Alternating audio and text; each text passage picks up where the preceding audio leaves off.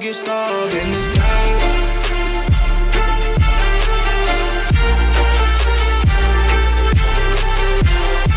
All right, today we're going to be talking about tension testing and polarity testing. This is an inspection that is regulated by CMS and Lifesafety, and you have to do it annually.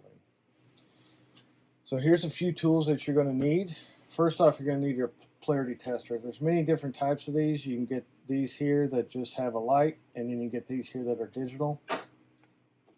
You're also going to need a tension tester. The tension tester is going to test for anything below 4 ounces up. For us, anything that tests below 4 ounces, if you can see this, as I pull that up, this moves, and then once it comes out, that is your reading. Once it comes out of the outlet, anything anything above 4 ounces passes. So if we look at this here and we do this outlet here on the 2 poles, it's above, it passes. So if we continue on to some more tools, you're going to need a good voltmeter. We don't want to rely on a tick tester. You always want to test your voltage with a good voltmeter to make sure you are hot or not. You're going to need some screwdrivers and lineman pliers and stuff like that for the needed repairs as we go. So if we look here at this first outlet would fail just on a visual inspection. You walk in the room, you see this, you automatically know it fails. It fails because that cover is cracked, and it also fails because there is no ground port. In order to do our polarity testers, we need a ground. We don't have it. In order to meet code, we have to have a ground. So this has to be replaced. So all outlets that you replace as you go, as they go bad, you want to replace them with hospital grade outlets. If you don't know what a hospital grade outlet is, it is going to be an outlet with a green dot. If you have a green dot on that outlet, it is a hospital grade outlet. So we know this one here failed, so we're going to replace this, and then we're going to retest it on our documentation as passed once we've done the repairs. So if we move over here, this outlet here, visually, it looks fine. A lot of people are going to say, hey, it's upside down. There is no code stating which way this has to be mounted, either ground up or ground down. It does not matter. There's no code on it. So first, we're going to do our polarity tester. Green, we passed. You can see here, it pops up and says correct. If you don't have a digital one, you have one right here. We're looking for 2 yellow lights right here. We passed. Anything outside those 2 yellow lights, as you can see here, would fail, and it'll tell you why it failed. So this one here, it passed the visual and it passed the polarity. Now we need to do our tension. So we're going to go here. We're going to do our common and our hot. Oh, sorry. Always remember, it's an easy mistake to make. Always reset your tester. So we see here on our common side, we got 10 ounces. On our hot side, we got more than 24 ounces. So that passes. Now we need to do our ground. Make sure we reset. We do our ground. We're right at 4. It feels really weak to me. If it was me, I'd replace it. We'll go ahead and do the ground down here. It's right at 4 as well. Well, right under 4. I would go ahead and replace this outlet just based on that. Now we're going to do our 2 poles. If we see there, it completely failed on the hot side and it passed on the common. If you're not too sure what a hot side and a common side is, your hot side of an outlet is going to be your small port. Your common side is going to be your larger port. So I can activate my tick tester. And I put that in there, and it's telling me it's hot. It has power. Now, if we carry over here to this outlet here, we have a bed plugged into it.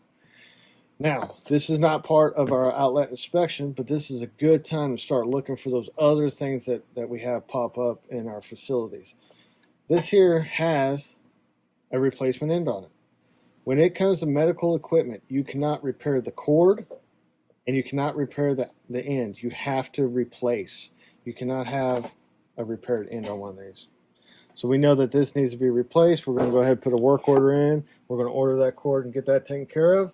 Now, when we look at this outlet, if you just glance at it, it probably looks okay. But the problem is, is our ground port is broken, right? Outlet cover's in good shape. Outlet looks okay at a glance, but we look at it, our ground port. So we're going to go ahead and carry on, and we're going to check this out. We'll pretend that this ain't broke. We're going to go ahead and test it. Now, if we look, we only have one light here, and we have two lights. We have the red and we have the yellow. So if we look on the end of this, a red and yellow in that order means that the hot and neutral has been reversed. Like what we were talking over here, it's the same thing over here. Your small port is going to be your hot. Your large port is going to be your common. Whoever wired this outlet up, flip those. They got the common on the wrong side and they got the hot on the wrong side. Meaning, when we replace this outlet because that ground port is broken, we're going to remove it. We're going to flip those wires around to the proper size, and we're going to reinstall that. Now, in this demonstration, I'm sure a lot of you saw that there's Romex and other stuff. You can't use Romex in these facilities. You have to use MC cable. MC stands for metal clad. So this here is metal clad cable. It's wrapped in this metal flexible wire loom. And this is 14-2. 14 stands for the gauge of the wire, and 2 stands for that it has 2 poles. So you got your hot wire is your black, your neutral is your white, and your green is your ground. Like I was saying earlier about the bed cords and stuff like that, about looking for stuff like that, we also need to be looking for power strips. Power strips are 100% not allowed in a patient's room except for one thing, and that's for medical use. Meaning this device has to be needed for the patient to run their medical equipment. So if we pretend we have an oxygen concentrator plugged in here, we have a feeding tube plugged in here, and we have a pump plugged in here, we are within code. This is temporary use for the patient to meet their needs. But we get someone that comes by and they want to plug in a phone charger or something like that. Then you're in violation and you will get tagged for having non-medical equipment plugged into a power strip for medical devices. Other than that, you cannot have a power strip in a patient's room. One more thing.